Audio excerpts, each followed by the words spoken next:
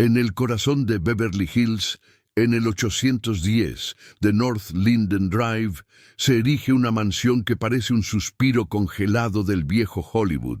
Sus muros de estuco blanco, bañados por el sol perpetuo de California, y sus techos de tejas de terracota, evocan una era de glamour y opulencia sin límites. Los jardines, meticulosamente cuidados, desbordan de bugambillas y palmeras, creando una postal de éxito y tranquilidad aristocrática. Es la encarnación de un sueño, una promesa de paraíso terrenal construida con dinero y ambición. Pero esta perfección es una fachada cuidadosamente mantenida. De vez en cuando, los autobuses turísticos reducen la velocidad al pasar y los guías señalan la casa con una mezcla de reverencia y morbo. Los susurros que la rodean no hablan de las estrellas de cine que asistieron a sus fiestas, sino de la mancha indeleble que quedó en su historia. La casa no es famosa por quien vivió en ella, sino por cómo murió allí. Es un monumento silencioso a una caída espectacular.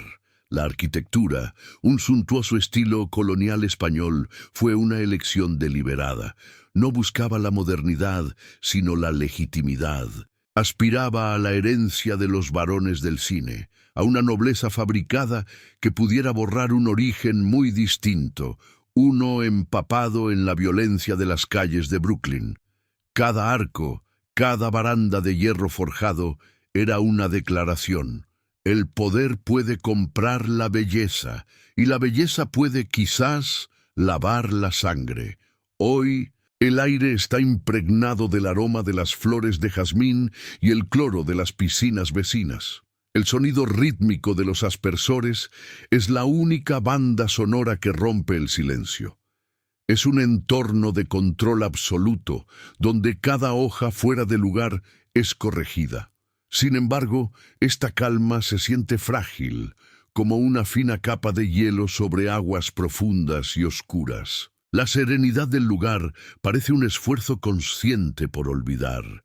Hay una ventana en particular, grande y orientada hacia el jardín, diseñada para inundar la sala de estar con la luz dorada de la tarde. Enmarca una vista de rosas y césped perfecto, un cuadro viviente de la paz que el dinero puede comprar. Fue concebida como un portal para la luz, una conexión entre el santuario interior y la belleza del mundo exterior, un lugar para observar el paraíso personal que se había construido. Pero esta casa es más que ladrillo y yeso, es un testigo que no puede hablar. Ha absorbido décadas de secretos, de conversaciones en voz baja, de planes trazados en la penumbra de su biblioteca. El silencio que ahora reina en sus salones no es un silencio de paz, sino de ausencia. Es un vacío pesado, cargado con el eco de una vida que terminó de forma abrupta y brutal. El tiempo ha intentado borrar la memoria. Nuevos propietarios han caminado por sus suelos de mármol. Se han aplicado nuevas capas de pintura y los muebles han sido reemplazados una y otra vez. Pero el pasado de una casa como esta no reside en su decoración, reside en su misma estructura, en la atmósfera que se niega a disiparse, en la persistente sensación de que algo fundamental se rompió aquí. La mansión es el reflejo físico de la dualidad de su creador. Un hombre que anhelaba la sofisticación y la aceptación de la alta sociedad, pero cuyo poder emanaba de la brutalidad más descarnada. La casa era su escenario, elegante y acogedora para las estrellas de Hollywood, pero una fortaleza inexpugnable para sus enemigos del submundo. Un palacio soleado con cimientos de oscuridad.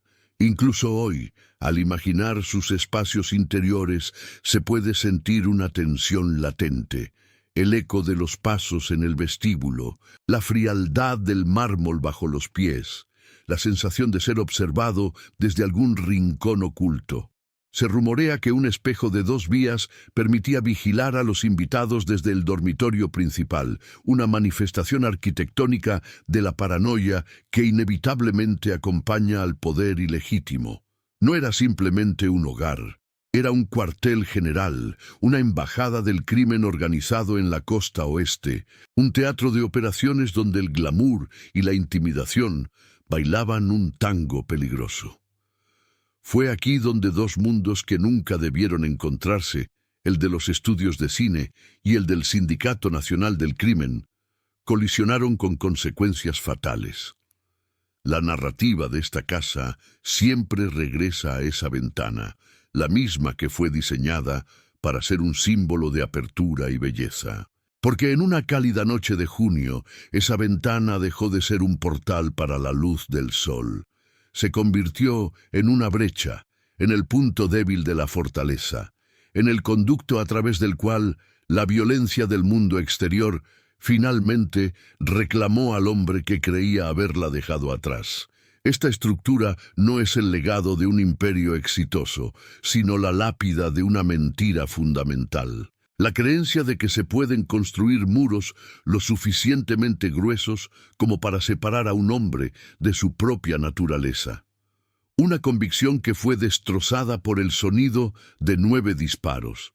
El lujo era solo la superficie, lo que la casa realmente ocultaba, y la identidad del hombre que murió dentro de ella estaba a punto de ser desenterrado. Para descubrir los secretos sepultados tras estos muros, suscríbase y continúe este viaje a las profundidades del poder y la ambición. Para entender los muros del 810 de North Linden Drive, es necesario excavar en un terreno mucho más hostil que el de Beverly Hills. Hay que viajar a través del continente y del tiempo, hasta las calles empedradas y superpobladas de Brooklyn, a principios del siglo XX. Allí, en el crisol de la pobreza y la ambición desesperada, nació un hombre cuyo destino sería construir un paraíso sobre cimientos de violencia. Su nombre era Benjamin Siegel, un nombre que él mismo se esforzaría por refinar, pero cuya esencia cruda nunca podría abandonar. La América de su juventud era un campo de batalla de oportunidades y peligros. Para un joven judío de familia inmigrante, los caminos hacia el poder eran limitados y a menudo torcidos. Siegel, junto a su amigo de la infancia Meyer Lansky, eligió el único camino que garantizaba un ascenso rápido y sin barreras: el crimen. No era una elección de maldad pura, sino una decisión pragmática en un mundo que les había cerrado las puertas convencionales. La calle se convirtió en su escuela de negocios y la violencia en su capital inicial. El fin de la ley seca en 1933 transformó el paisaje del crimen organizado. Los contrabandistas de alcohol, de la noche a la mañana, se convirtieron en ejecutivos con enormes cantidades de capital ilícito que necesitaba ser reinvertido. Fue el nacimiento de una nueva era corporativa para la mafia, una que requería visión y expansión. El Sindicato Nacional del Crimen, una confederación de las familias más poderosas, miró hacia el oeste, hacia el sol brillante y el dinero fácil de California. Y para esa misión, necesitaban a un pionero, un conquistador. Necesitaban a Benjamin Siegel. Siegel no era un simple matón. Había ascendido en las filas demostrando una eficiencia letal como uno de los fundadores de Murder, Inc., el brazo ejecutor del sindicato.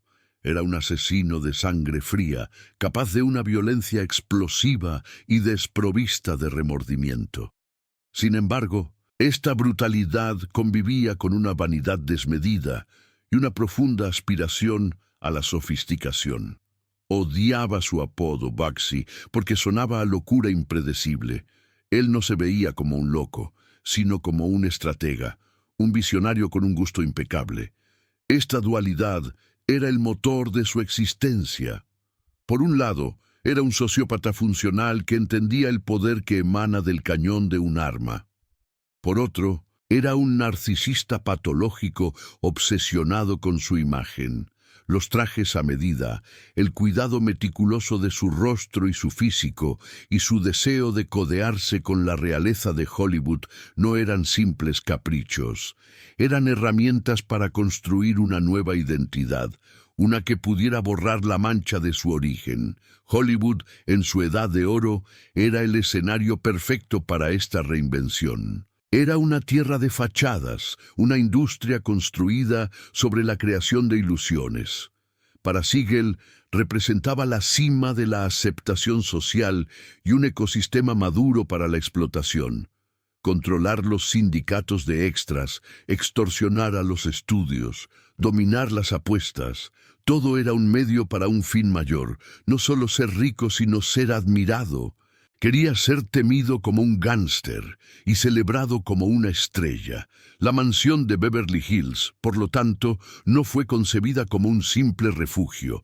Fue el proyecto central de su nueva identidad, la manifestación física de su ego. Cada dólar invertido en ella era un acto de desafío contra el pasado.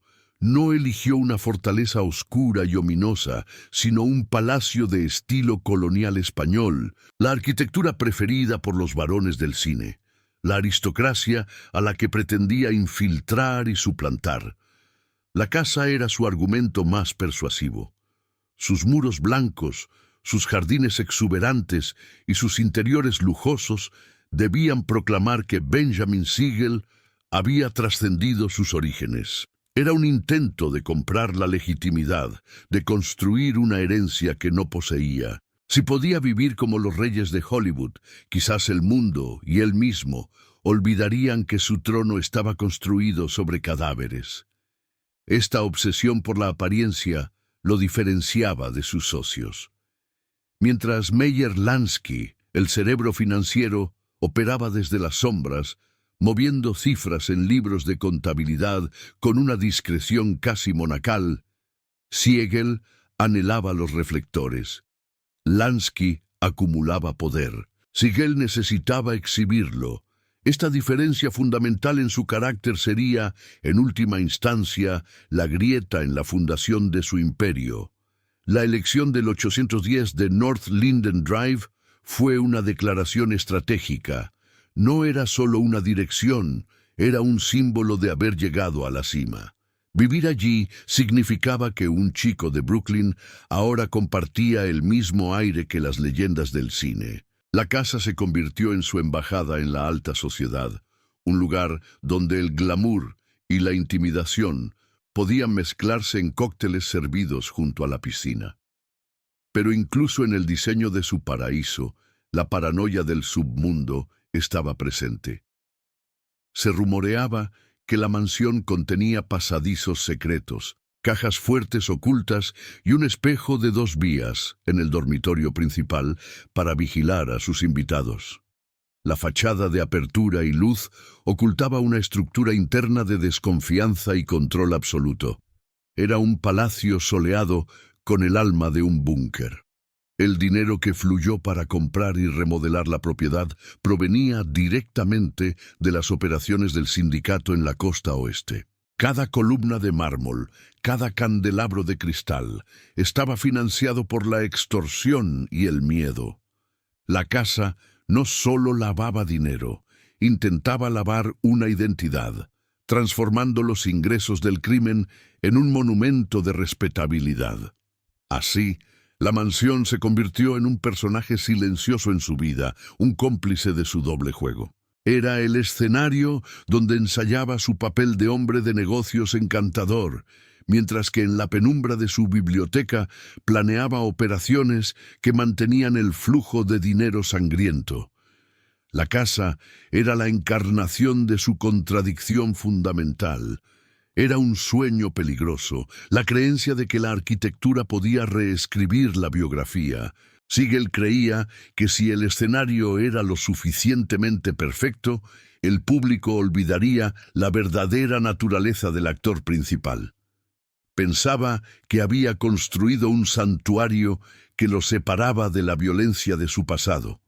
Sin embargo, los cimientos de una casa, al igual que los de un hombre, determinan su estabilidad. y los cimientos de Benjamin Siegel estaban empapados en una brutalidad que no podía ser contenida por paredes de estuco ni disimulada con jardines de bugambillas. El palacio que construyó para proyectar poder y legitimidad se convertiría inevitablemente en el imán que atraería la violencia que creía haber dejado atrás. El sueño de poder estaba tomando forma de concreto y tejas, pero cada ladrillo colocado era también un paso más hacia su propia destrucción. El ascenso de Benjamin Siegel no se midió en los peldaños de una escalera corporativa, sino en la calidad del hormigón y el mármol que podía comprar. La mansión del 810 de North Linden Drive no fue un capricho tardío, sino la pieza central de su estrategia de conquista. No era simplemente un lugar donde vivir. Era un arma, una máscara y un refugio. Un organismo arquitectónico diseñado para servir a la triple naturaleza de su amo. Cada ladrillo era una sílaba en la historia que él quería contar al mundo. Una narrativa de poder reescrita para borrar el dialecto de las calles. Su ubicación fue el primer acto de agresión simbólica. Beverly Hills no era un barrio, era un club exclusivo, el santuario de la aristocracia de Hollywood. Al plantar su bandera en North Linden Drive, Siegel no estaba buscando un buen vecindario, estaba invadiendo territorio enemigo. Colocó su embajada del crimen organizado en el corazón mismo del poder legítimo, un acto de audacia que era tanto una declaración de intenciones como una amenaza velada. Desde aquí podía observar y manipular a la élite que despreciaba y anhelaba a partes iguales. La elección del estilo colonial español fue una obra maestra de camuflaje.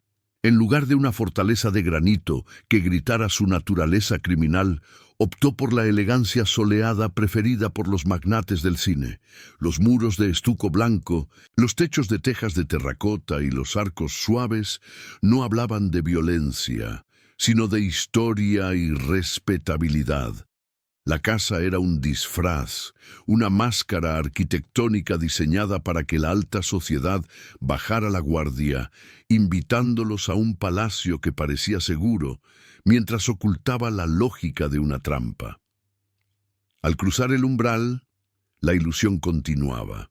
Un vestíbulo de mármol pulido recibía al visitante, dominado por una dramática escalera de caracol de hierro forjado que ascendía como una promesa de grandeza.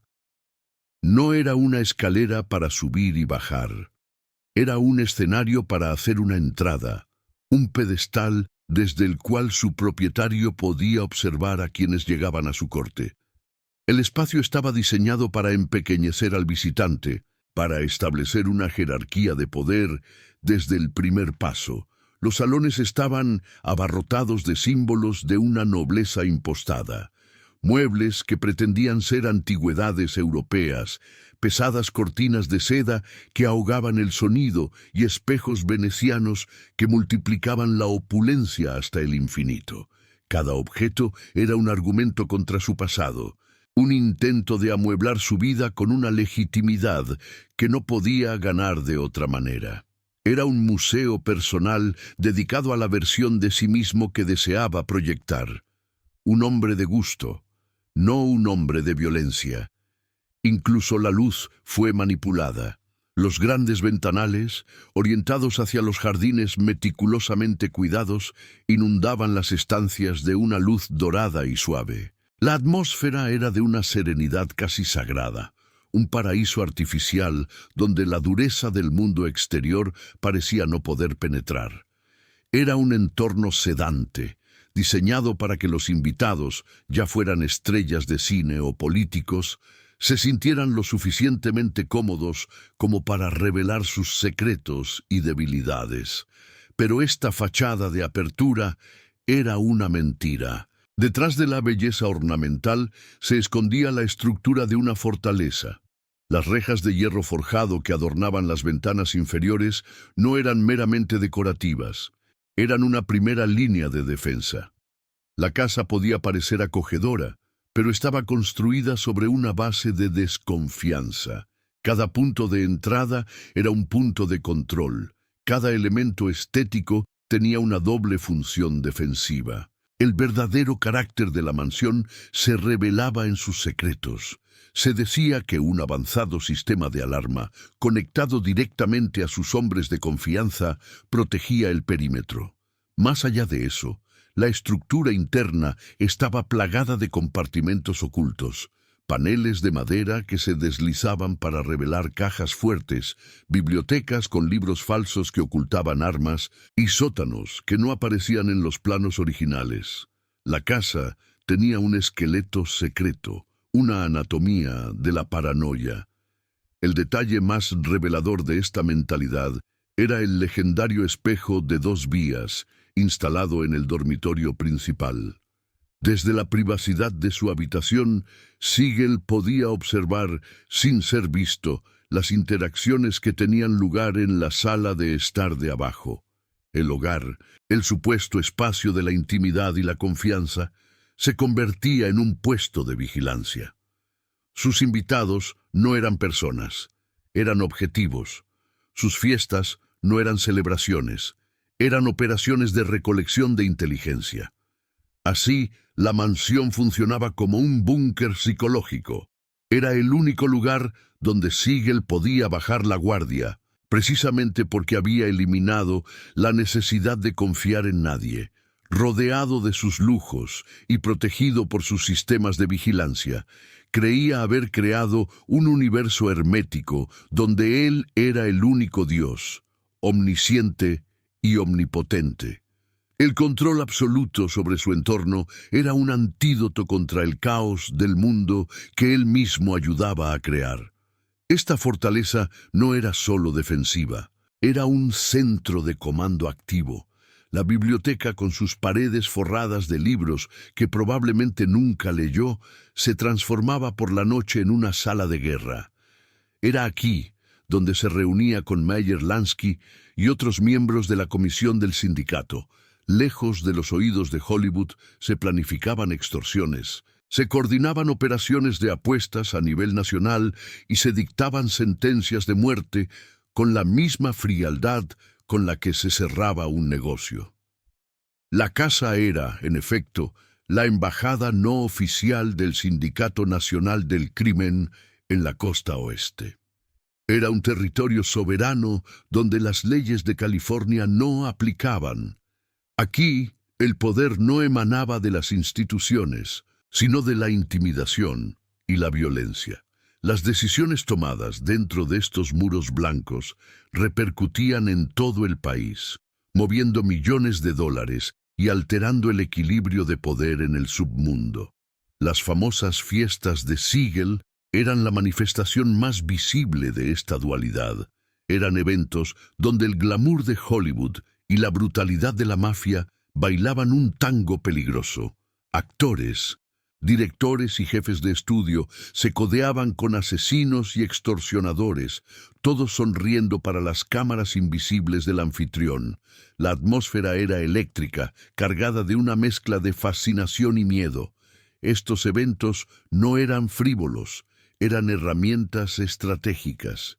Siegel utilizaba el prestigio de sus invitados famosos para lavar su propia imagen, mientras que sus socios utilizaban la atmósfera relajada para identificar vulnerabilidades, forjar alianzas y transmitir mensajes. La piscina, resplandeciente bajo la luna de California, era el escenario de transacciones que nunca podrían ocurrir a la luz del día. Fue en esta casa, en medio de este torbellino de poder y glamour, donde nació el proyecto más ambicioso de Siegel, el Hotel Flamingo. La mansión fue la incubadora del sueño de Las Vegas. El dinero del sindicato, comprometido en reuniones secretas en el estudio de Siegel, fluyó desde la costa este para financiar la construcción de un casino en el desierto. La casa no solo era un cuartel general, era el útero de un nuevo imperio. De este modo, la mansión se convirtió en un personaje activo en la construcción de su poder. No era un telón de fondo pasivo, sino un cómplice silencioso. Sus paredes absorbieron los secretos, sus suelos soportaron el peso de las conspiraciones y sus espejos reflejaron los rostros de hombres que controlaban un imperio invisible. La casa era un organismo vivo, pulsando con la energía oscura de la ambición de su dueño. Era una contradicción hecha de estuco y acero. Un lugar diseñado para la seducción y la exhibición, pero construido para la vigilancia y la defensa.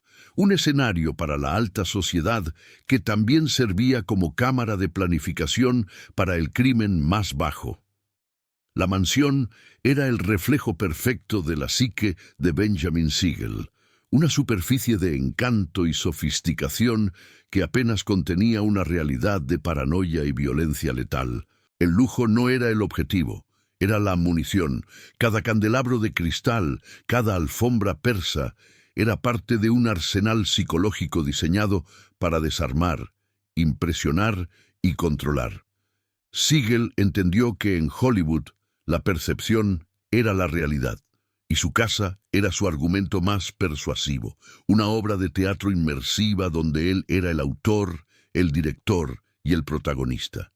Su error fue creer que podía mantener esos dos mundos separados para siempre, que los muros de su palacio eran lo suficientemente gruesos como para impedir que la sangre de sus negocios manchara sus alfombras de seda.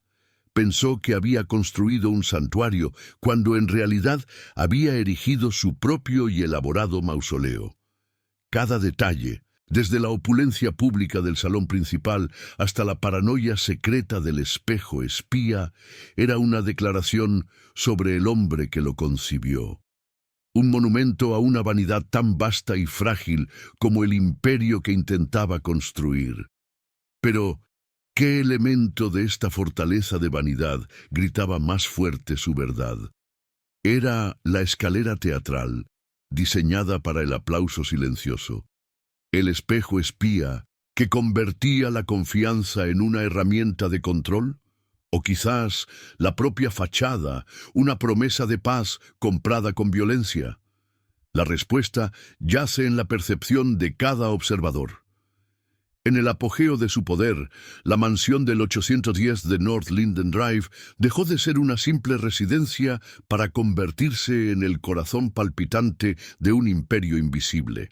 Durante el día, era un bastión de tranquilidad californiana, bañado por un sol que parecía purificar sus muros blancos. Pero al caer la noche, la casa despertaba, transformándose en un teatro de poder donde se representaba la obra de la invencibilidad de Benjamin Siegel. Las luces se encendían, la música flotaba sobre los jardines y los coches de lujo depositaban a la realeza de dos mundos en su puerta. Las fiestas en la mansión se convirtieron en leyenda, eventos donde el brillo de Hollywood colisionaba con la sombra del sindicato. Actores de primera línea, directores y magnates de los estudios se mezclaban con figuras anónimas de trajes caros y miradas frías que habían llegado desde Chicago y Nueva York.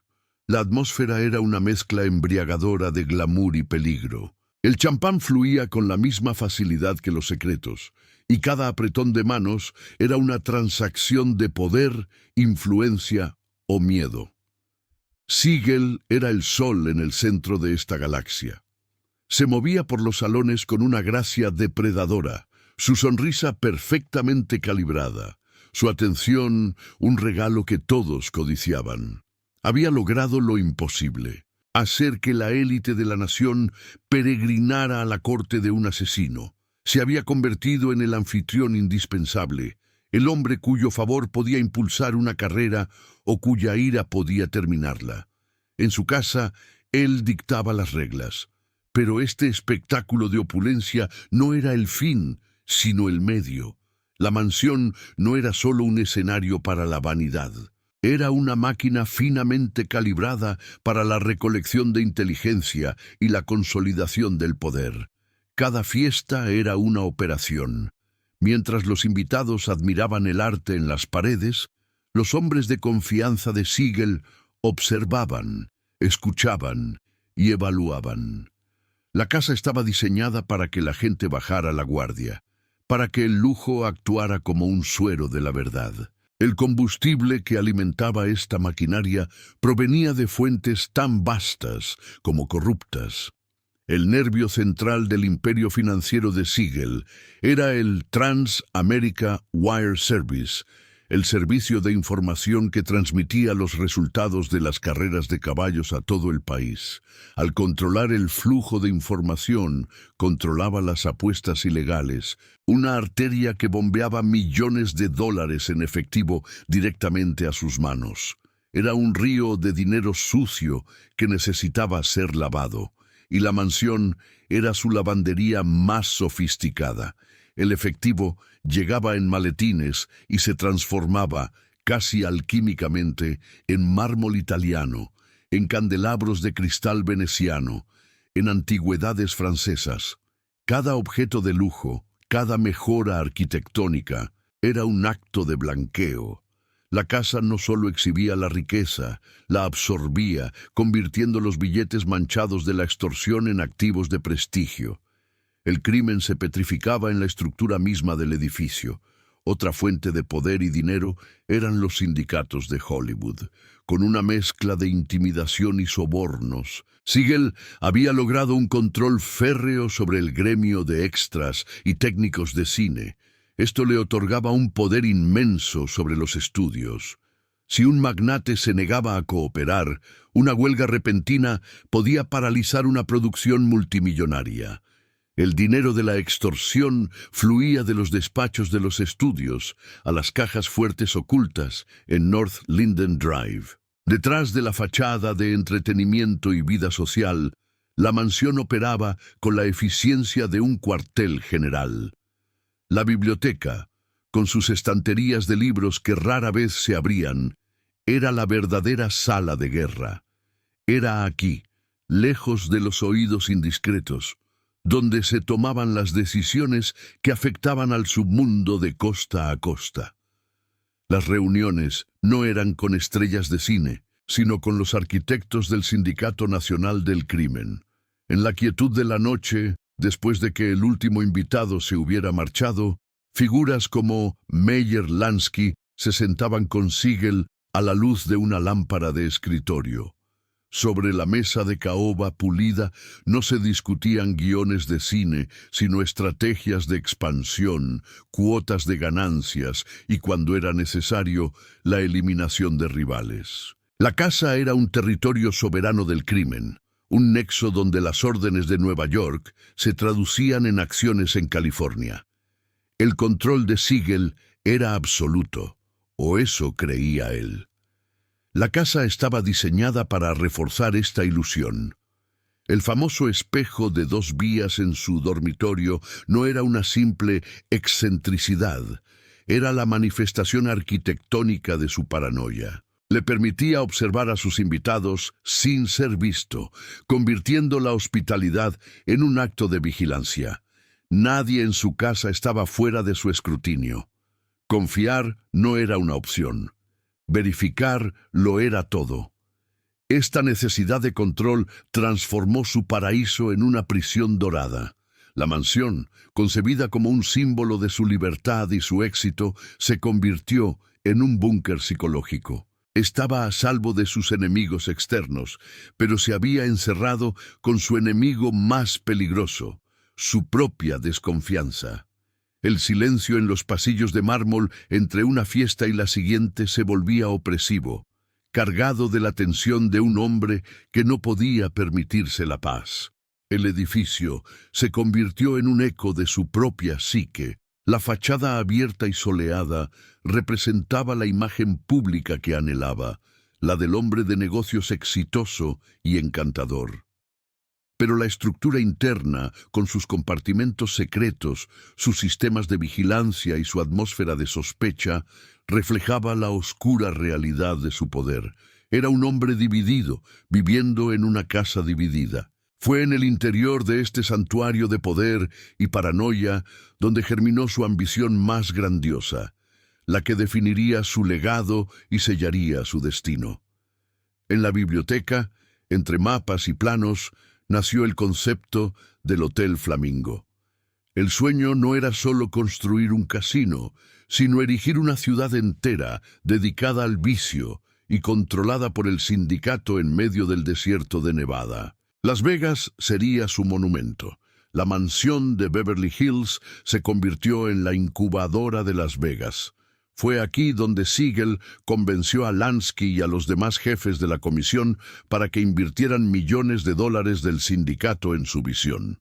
El dinero que fluía de las apuestas y la extorsión ahora sería desviado para construir un oasis de juego en el desierto. La casa no solo gestionaba un imperio existente, estaba dando a luz a uno nuevo. En este punto, Benjamin Siegel se sentía intocable, un rey en su castillo, un dios en su universo autocreado. La mansión era la prueba tangible de su genio. Había infiltrado la alta sociedad, doblegado a una industria y ahora estaba a punto de construir una ciudad a su imagen y semejanza. El chico de Brooklyn había llegado a la cima del mundo. Las paredes de estuco blanco reflejaban el sol de California y los aspersores mantenían el césped en un estado de perfección perpetua. Todo en el 810 de North Linden Drive era un testimonio de orden y control. La casa era un sistema cerrado, un ecosistema perfecto donde su creador reinaba sin oposición. Sin embargo, el control absoluto es una contradicción. Requiere una vigilancia constante que consume al vigilante. La fortaleza que lo protegía también lo aislaba, separándolo de la realidad y magnificando su ego hasta proporciones peligrosas. Creía que los muros que había construido podían mantener fuera al mundo, pero no se dio cuenta de que también lo estaban atrapando dentro. El palacio se había convertido en una cámara de eco para su propia ambición. Cada superficie pulida le devolvía su propia imagen, la del hombre que lo había logrado todo. Pero en esa perfección no había espacio para el error, ni para la duda, ni para la debilidad. La estructura era rígida, inflexible, sin capacidad para absorber los golpes que inevitablemente llegarían. La casa era la encarnación de su hubris, un monumento a un hombre que creía poder controlar todas las variables, que pensaba que la belleza podía enmascarar la brutalidad para siempre. Se sentaba en su sala de estar, rodeado de un lujo pagado con violencia, y se veía a sí mismo no como un gánster, sino como un fundador de imperios, un visionario. El mecanismo del imperio funcionaba a la perfección. El dinero fluía, el poder se consolidaba y la influencia se expandía. La mansión de North Linden Drive era el motor silencioso y eficiente de toda la operación, una obra maestra de logística criminal disfrazada de paraíso. Pero el apogeo es, por definición, un punto de equilibrio inestable. Es el momento de máxima altura, justo antes de que la gravedad comience a reclamar lo que es suyo. La estructura estaba completa, el reinado en su cenit, pero en la perfección misma de su diseño yacía la semilla de su propia destrucción. El control total es una ilusión, y los cimientos de la casa, al igual que los del hombre, ocultaban grietas que pronto comenzarían a mostrarse. El apogeo de un imperio es a menudo indistinguible de la primera etapa de su colapso. Para Benjamin Siegel, esa etapa tuvo un nombre y un lugar: el Hotel Flamingo. Concebido en la penumbra de la biblioteca del 810 de North Linden Drive, el proyecto no era solo un casino, era la materialización de su ego, un monumento en el desierto que debía inmortalizar su visión. La mansión de Beverly Hills se convirtió en el centro de comando remoto de esta ambiciosa conquista, un palacio desde el cual su rey intentaría gobernar un nuevo reino a distancia. La primera grieta no fue un estruendo, sino el susurro de las cifras en un libro de contabilidad. El presupuesto inicial para el Flamingo, $1,5 millones del sindicato, comenzó a hincharse como un cuerpo enfermo. La obsesión de Siegel por el lujo absoluto, su desprecio por los costos y su creencia de que el dinero de sus socios era un recurso infinito, transformaron el proyecto de una inversión estratégica en un pozo sin fondo. Cada dólar malgastado era una fisura en los cimientos de la confianza que lo sostenía. El Palacio de Beverly Hills, un modelo de control y opulencia calculada, comenzó a reflejar esta nueva imprudencia. Las fiestas se volvieron más extravagantes, los gastos más ostentosos, como si Siegel necesitara demostrar en casa la grandiosidad que aún no podía alcanzar en el desierto. Su amante, Virginia Hill, una mujer con un apetito por el lujo tan voraz como el suyo, se convirtió en un símbolo de este descontrol. Los rumores de que estaba desviando fondos de la construcción hacia cuentas en Suiza viajaban por los cables del telégrafo hasta Nueva York, como veneno inyectado en las venas del sindicato. Se estableció un contraste fatal entre la fortaleza de California y la obra en Nevada. En North Linden Drive todo era perfección, el césped cortado con precisión milimétrica, el mármol pulido hasta reflejar el cielo. En Las Vegas reinaba el caos, materiales que no llegaban, sobrecostos inexplicables y una construcción que parecía no tener fin. La mansión era el sueño del control absoluto.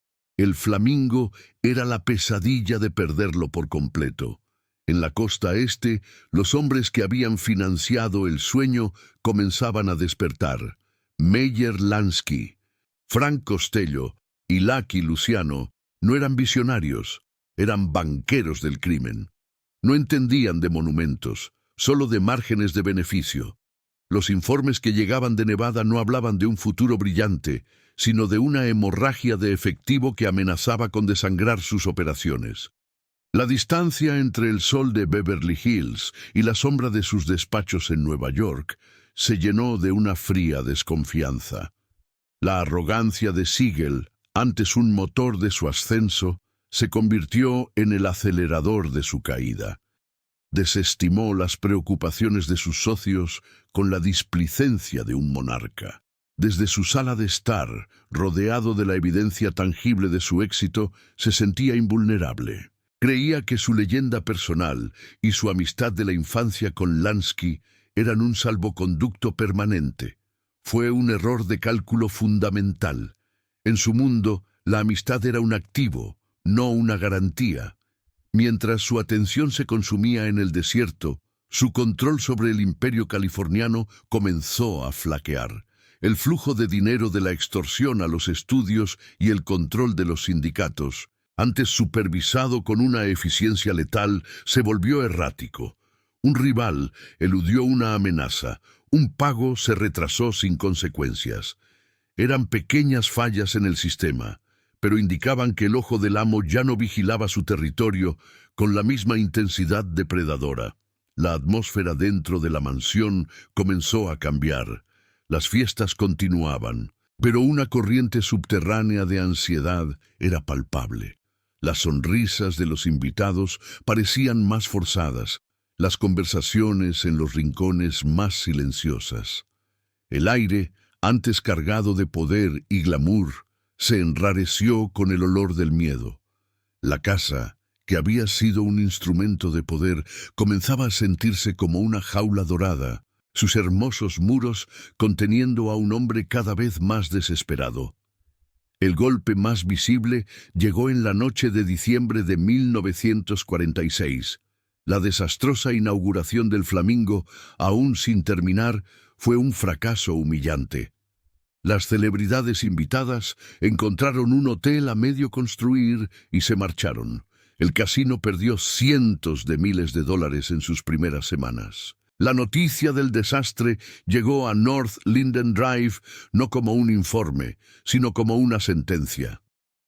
El sueño se había convertido en una farsa pública y la humillación de Siegel era la humillación del sindicato. La reacción de sus socios fue rápida y desprovista de emoción. El fracaso no era solo una pérdida financiera, era una muestra de incompetencia que no podían permitirse. la confianza, el pegamento invisible que mantenía unido a su imperio, se había disuelto. El nombre de Benjamin Siegel, antes sinónimo de éxito y miedo, ahora se asociaba con el fracaso y la imprudencia. Mientras Siegel intentaba desesperadamente salvar su proyecto en California, sus socios se reunieron en La Habana, Cuba. En el ambiente cálido y húmedo del Hotel Nacional, lejos del sol seco de Beverly Hills, se celebró un cónclave para decidir su futuro. El tema de la reunión no era si Siegel había fracasado, sino cuál era el precio de ese fracaso. Era una junta directiva donde el único punto en la agenda era la liquidación de un activo problemático. Para Meyer Lansky, el momento fue una encrucijada entre la lealtad personal y la lógica del negocio. Había protegido a su amigo de la infancia durante años, pero la magnitud del desastre del Flamingo era indefendible. La votación se llevó a cabo. No hubo gritos ni debates acalorados, solo el frío cálculo de hombres que entendían que un imperio se mantiene con disciplina, no con afecto. La decisión fue unánime. De vuelta en su palacio, Siegel era un fantasma ajeno a su propia ejecución. Hacía llamadas frenéticas, prometiendo, amenazando, intentando reestructurar la deuda y salvar el Flamingo.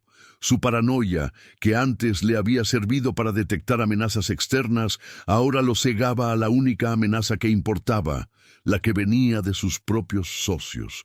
Estaba buscando enemigos en las sombras, sin darse cuenta de que el veredicto ya había sido emitido a plena luz. La mansión se convirtió definitivamente en su prisión. Los grandes ventanales que enmarcaban su paraíso personal ahora parecían puntos de exposición, brechas en su armadura. El silencio entre las llamadas telefónicas era pesado, denso, cargado de una finalidad que aún no podía nombrar. Cada eco en los pasillos de mármol sonaba como el paso de un tiempo que se agotaba. Irónicamente, bajo una nueva gestión temporal, el Flamingo reabrió unos meses después y comenzó a generar ganancias. El sueño de Siegel era viable, su visión era correcta.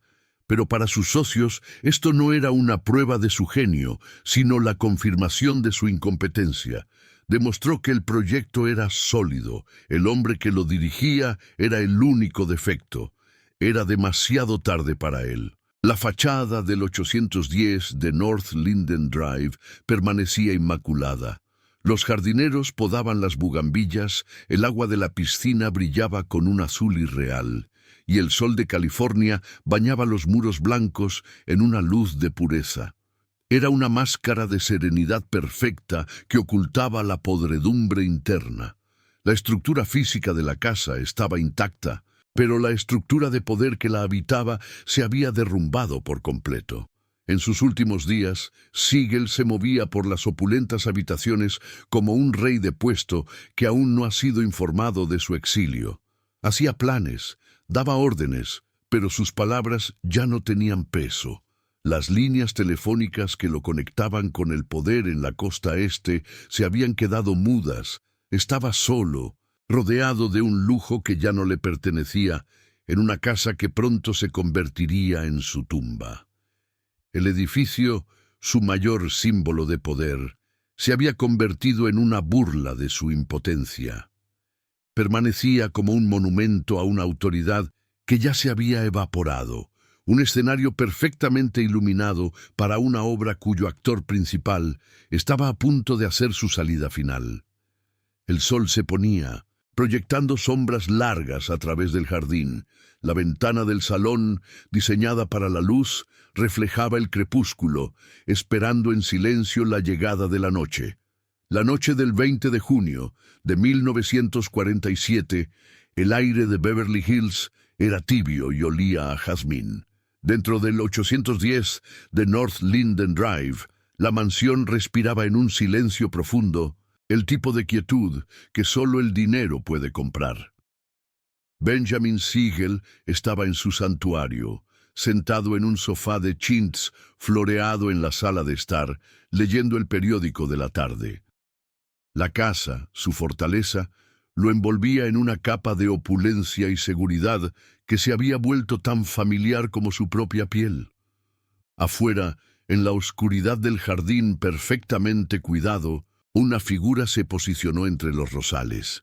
La gran ventana del salón, diseñada para ser un portal de luz y un marco para la belleza, ahora servía a un propósito inverso. Se convirtió en una lente, un punto de mira que enfocaba la vida de su objetivo en un círculo de vulnerabilidad. El paraíso que Siegel había construido tenía una brecha, y la violencia del mundo que creía haber dominado estaba a punto de entrar por ella. No hubo advertencia, ni el crujido de una rama, ni el sonido de pasos sobre el césped. Solo el movimiento silencioso de una carabina M1 del calibre 30 levantándose en la oscuridad. El hombre en el sofá, iluminado por la lámpara de lectura, era una silueta inmóvil, absorta en las noticias del día, ajeno a que estaba a punto de convertirse en el titular de la mañana siguiente. El asesino, un ejecutor sin rostro, esperó el momento preciso, un instante suspendido entre dos latidos del corazón. El primer disparo fue un estallido que desgarró el tejido de la noche. El cristal de la ventana se desintegró en una telaraña de fracturas antes de llover hacia adentro. Le siguieron 8 disparos más en una rápida sucesión. Un trueno de furia contenida que llenó la habitación de un olor acre a cordita. Las balas atravesaron el aire, una tormenta de metal que no buscaba intimidar, sino aniquilar. La fortaleza había sido violada de la manera más íntima y definitiva. El silencio que siguió fue más profundo y terrible que el de antes. El periódico cayó al suelo. El cuerpo de Benjamin Siegel yacía en el sofá, un bulto inerte sobre las flores de la tapicería. La sala de estar, un escenario de poder y glamour, se había transformado instantáneamente en un matadero. La sangre se mezclaba con la seda y el mármol, una mancha indeleble sobre la ilusión de respetabilidad. La casa, su cómplice silenciosa, se convirtió en su tumba. Las fotografías de la escena del crimen se convertirían en un ícono macabro de la historia de Los Ángeles.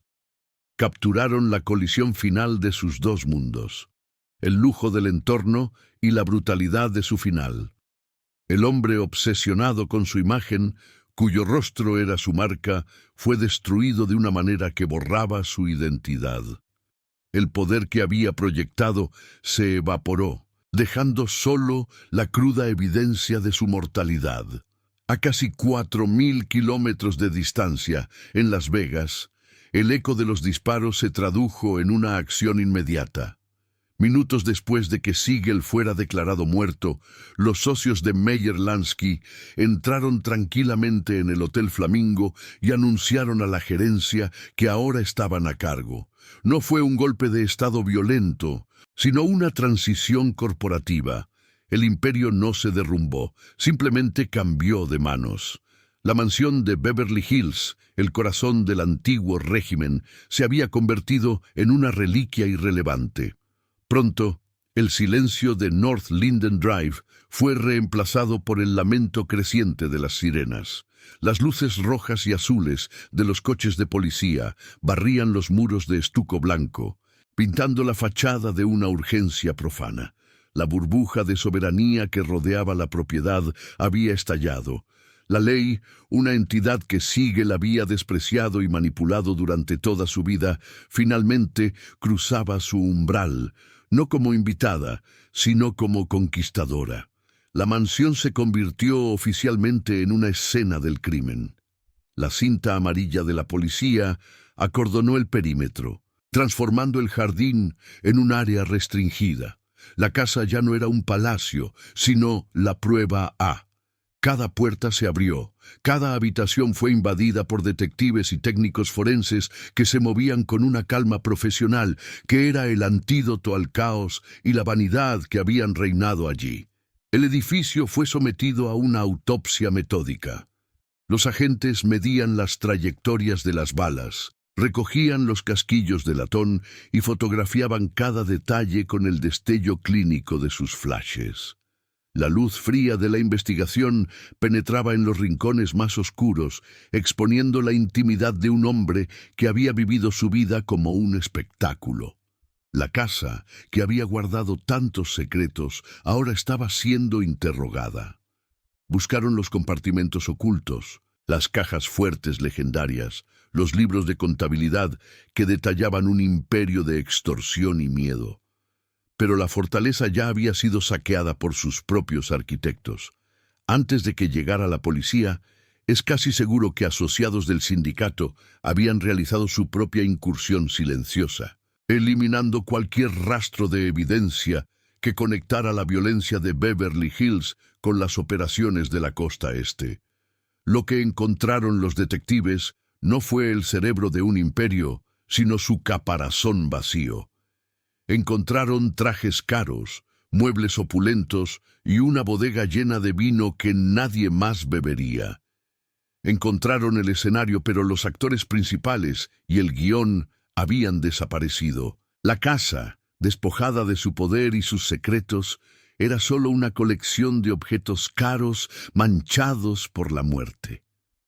Afuera, el césped que había sido protegido con tanto celo se convirtió en un campamento para los medios de comunicación. Reporteros y fotógrafos se agolpaban contra la cinta policial, una jauría hambrienta de detalles. La mansión, que una vez fue el telón de fondo para fiestas exclusivas, ahora era el centro de un circo público.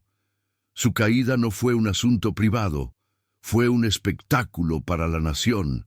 Las fotografías del interior se filtraron a la prensa, despojando al mito de su última capa de glamour. El público no vio a un rey en su castillo, sino a un gánster asesinado en un sofá llamativo. La imagen que Siegel había pasado toda su vida construyendo fue demolida en una sola noche por la cruda realidad de su final. Su casa se convirtió en el símbolo no de su éxito, sino de su fracaso fundamental. Cuando la investigación inicial concluyó, los equipos se retiraron, dejando atrás un silencio impregnado de productos químicos y el fantasma de la violencia. La casa fue sellada, sus ventanas ahora oscuras y vacías. Ya no era un centro de poder ni un hogar. Se había convertido en un monumento, un lugar definido para siempre por el acto que ocurrió en su interior. La policía se llevó pequeñas bolsas de evidencia, fragmentos de la catástrofe. Pero los grandes símbolos, la escalera de caracol, los espejos venecianos, el sofá manchado, permanecieron por un tiempo como los muebles de una obra que había terminado abruptamente. Eran los restos mudos de una ambición que se había consumido a sí misma. La ruina de la mansión no comenzó con el crujido de la madera o el polvo acumulándose en las esquinas. Comenzó en ese instante con la pérdida total de su propósito. Se convirtió en una propiedad notoria, un activo cuyo valor ya no se medía en pies cuadrados, sino en la resonancia de su trágica historia. La fortaleza de estuco blanco, diseñada para resistir a un ejército de enemigos, cayó por 9 balas disparadas a través de una ventana. El hormigón y el mármol sobrevivieron, pero el poder que se suponía que debían proteger se demostró que era tan frágil como el cristal. Pero, ¿reside el verdadero poder en lo que se construye con cemento o en lo que sobrevive a la caída? La respuesta a menudo se encuentra en las cenizas. Si estas historias de imperios caídos le ofrecen una nueva perspectiva, suscríbase para seguir explorando las ruinas del poder.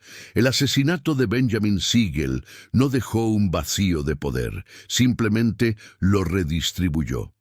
La mansión, que había sido el epicentro de un imperio, se convirtió de la noche a la mañana en una reliquia. El silencio que volvió a habitar sus salones ya no era el silencio tenso de la vigilancia, sino el silencio hueco de la ausencia.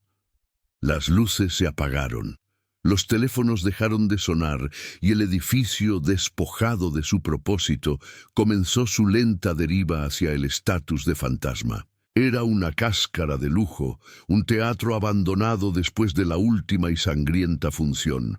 Su creador yacía en una morgue, su rostro, antes su mayor activo, ahora una máscara irreconocible. El asesinato nunca fue resuelto oficialmente, un cabo suelto que colgaba en la historia del crimen de Los Ángeles. Pero en el submundo no había misterio. Fue un acto de contabilidad, una ejecución corporativa. El hombre que se creía indispensable fue eliminado con la misma frialdad con la que se cierra una cuenta incobrable, demostrando que en el sindicato nadie, ni siquiera su pionero más audaz, era más grande que el balance final. Irónicamente, la visión de Siegel sobrevivió a su creador. El Hotel Flamingo, liberado de su gestión caótica y vanidosa, floreció bajo el control austero de Meyer Lansky. Se convirtió en la piedra angular de Las Vegas, una máquina de hacer dinero que enriqueció a los mismos hombres que habían ordenado la muerte de su profeta. El imperio no se derrumbó con él, simplemente se deshizo de su pieza más defectuosa y continuó su expansión, más fuerte y discreto que antes. La mansión del 810 de North Linden Drive fue vendida rápidamente. Nuevos propietarios caminaron por sus suelos de mármol, aplicaron nuevas capas de pintura y trataron de borrar la mancha de su historia. Pasó de mano en mano a lo largo de las décadas, habitada por celebridades y empresarios que quizás intentaban ignorar el eco que persistía en sus paredes. La casa intentó ser un hogar de nuevo, pero su pasado era un inquilino demasiado ruidoso. Con el tiempo, su identidad cambió. Dejó de ser un símbolo de poder para convertirse en un objeto de curiosidad morbosa. Los autobuses turísticos comenzaron a detenerse frente a sus puertas, y los guías relataban la historia de su final violento.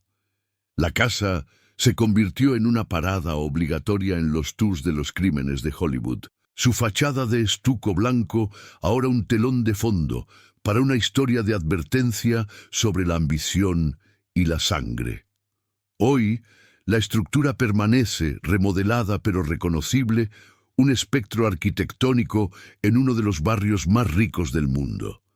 El sol de California sigue bañando sus muros, y el perfume de las flores del jardín todavía impregna el aire. Pero es imposible mirarla sin sentir el peso de lo que ocurrió. La casa es un testigo que ha sobrevivido a todos los implicados. Un archivo de piedra y yeso que guarda el recuerdo de una vida construida sobre una contradicción fatal.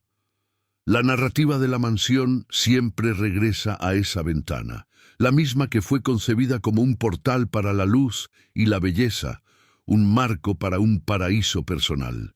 Ahora es una cicatriz en la memoria del edificio. Ya no se puede ver a través de ella sin imaginar la oscuridad del jardín en aquella noche de junio, sin sentir la brecha que se abrió entre el santuario interior y la violencia del mundo exterior. La ventana es un recordatorio perpetuo de que ninguna fortaleza es inexpugnable. Este edificio es el legado físico de una mentira fundamental. La creencia de que se pueden construir muros lo suficientemente gruesos como para separar a un hombre de su propia naturaleza. Siegel erigió un palacio para la versión de sí mismo que deseaba ser, un aristócrata, un visionario. Pero la casa no pudo contener la verdad del hombre que realmente era, un asesino cuyo poder emanaba de la misma violencia que finalmente regresó para reclamarlo. Su caída se convirtió en una lección para el mundo que dejó atrás. El sindicato aprendió del error de Siegel. El glamour y la notoriedad eran pasivos, no activos. Las décadas siguientes vieron a la mafia retirarse a las sombras, adoptando una fachada corporativa, operando a través de abogados y contables en lugar de gánsteres de portada. El legado involuntario de Siegel fue enseñar a sus sucesores a ser invisibles. La mansión sobrevive, un objeto tangible en un mundo de fantasmas. El dinero, el poder, el miedo, todo eso se ha desvanecido. Lo que queda es la estructura, un monumento no al imperio que fue, sino a la fragilidad de cualquier imperio construido sobre cimientos de arena y sangre. El hormigón ha demostrado ser más duradero que la ambición que lo moldeó. La historia del 810 de North Linden Drive nos obliga a mirar más allá del lujo y la violencia, hacia una pregunta más profunda. Demuestra cómo un hombre puede construir la jaula más elaborada y hermosa para sí mismo, decorarla con los símbolos de la libertad y el éxito, solo para descubrir que las paredes que lo protegen son las mismas que lo condenan.